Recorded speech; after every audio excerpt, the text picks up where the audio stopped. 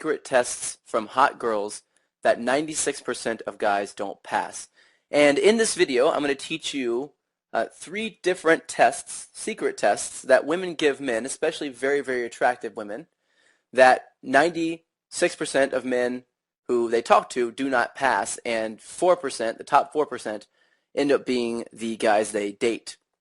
If you've ever been in a situation where you were talking to a girl and you've lost interest and you didn't know why, or someone was attracted to you, you thought, or everything was going well, and then all of a sudden it just took a turn for the worst, and you really couldn't say why it happened, you didn't know why at the time, I'm going to unveil three of the reasons, and the three reasons why 96% of men get filtered out as options for the really attractive women.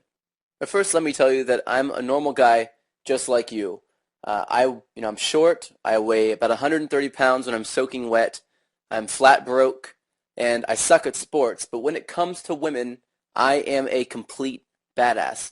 And here's why. I learned the things to say, the way to act, and the right timing for everything that I do that makes women uncontrollably gravitate toward me. Now, in this video, of course, I'm going to show you a technique to give you the same ability to be a complete badass with women, even if you're not rich, tall, muscular, or good at sports. The first question I think we all have is why? Why do women give us tests in the first place? What are they trying to accomplish, and are they bad or mean because they're doing this to us? Well, the truth is, no, they're not mean, and there's a reason why they're giving us tests, and the reason why is because realistically they have to. You see, women have what's called a filter mechanism. A filter mechanism basically means that their job is to filter out all of the weak and insecure men who aren't actually confident, and make sure that those guys are going away and not coming into their life, and allowing men who are confident, who are powerful and strong, truly, to fall through the filters and to get close to them. So they have a series of different tests that they give men subconsciously, and they don't even know that they're doing this. And if a guy passes the test, then they know that this guy is the right guy for them.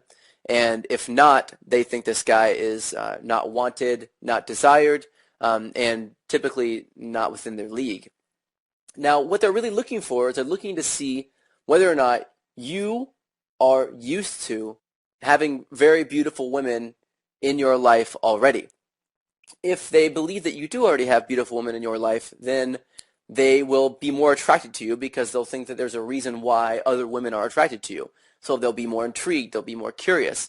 But if you secretly act and subconsciously act like you don't have attractive women in your life, then they pick up on that through these tests and they filter you out. So the real question, I guess, now is, what are the three tests and how do I pass them? The first test is possibly the most common test that men see, and it's called a compliance test. A compliance test is when a woman asks you to do something, and she doesn't really want you to do it for her. She's just asking to see if you're going to jump up off your seat and do anything that she says for you to do. She's doing this because she doesn't want a guy who's going to bend to her every will, because a guy who bends to her every will is not used to dealing with beautiful women, and therefore he's going to do anything that she wants him to do. Now, if he fails this test, she may keep talking to him, but she's not going to talk to him and consider him as a potential mate, as a potential boyfriend. Instead, he's going to fall into the friend zone, or maybe even worse, he's going to get led on and sort of joked about behind his back to the rest of her girlfriends. So there are a lot of different compliance tests, and they usually happen in the beginning of an interaction, within the first 10 minutes of talking to a girl. Very, very attractive women give a lot of compliance tests. Women who are not used to guys hitting on them as much will give fewer compliance tests. So you can also tell by how many tests you get, you can tell whether or not a woman is hit on all the time or whether or not she's kind of never hit on. So the example of a potential compliance test might be, will you buy me a drink? Will you buy me a drink is a pretty common compliance test. Women have enough money to buy their own drinks in 99% of these cases. They just want to see if you're going to buy them a drink. Now, the typical response is to go, sure, yeah, of course, I'm not a dickhead and I'm not poor, so I'm going to buy you a drink. So the guy usually goes to the bar, buys her a drink. comes back, gives it to her, and she says thank you and turns around and walks away. Or she says thank you, sits there and talks to him while she finishes her drink, and then afterwards she says nice to meet you and walks away. Or like I said, maybe even worse is that she finishes a drink, asks for another, maybe asks for something else later, maybe calls you and asks if you can take her out to dinner, and then you end up paying for everything for her for the next 2 months, and she, again, is referring to you as her ATM, her own personal ATM behind your back. So that's one test called a compliance test. The next test is called a congruence test. A congruence test is something that you'll get more often if you're pretending to be cooler than you are, pretending to be more confident than you are.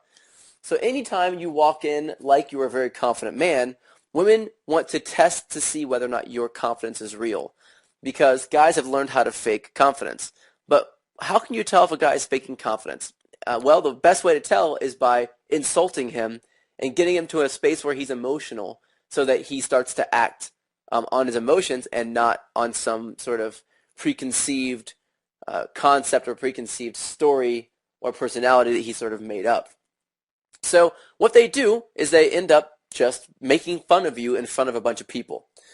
This may come totally sideways. You may not see this coming at all. Things may be going well. She may be smiling, and then all of a sudden she just throws an insult in there like, where'd you get those stupid shoes, Walmart? Okay, so, all right, most guys would be insulted by this and be pissed off, especially if this is your first time really talking to a beautiful woman. But the truth is that this test exists because it works. Guys who are not confident get scared. They run away. They get freaked out. They look down. They have all these different cues. They stop talking for a minute and get confused look on their face. Guys that are very confident are used to women doing this to them because they're used to women being not sure if they're faking their confidence or not. So they know how to respond to this test. This is a test where if you're getting it, it's really considered a high-quality problem because that means you're talking to and attracting very beautiful women. And if you get any kind of a test, it means that the woman you're talking to thinks that you're a potential boyfriend or a potential hookup, and she's testing you to see whether or not that's actually true. So anytime you get a test, it's a good thing.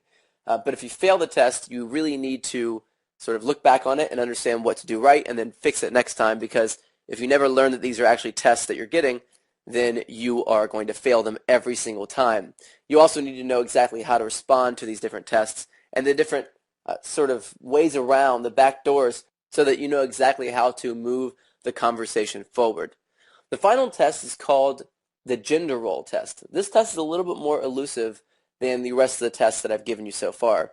The gender role test is a test that a woman will give you to see whether or not you want to play the male gender role in the relationship. Women do this very early on, and sometimes within the first 5 or 10 minutes of the conversation. And if they're doing this, it's a very good sign that she is looking at you as a potential long-term partner.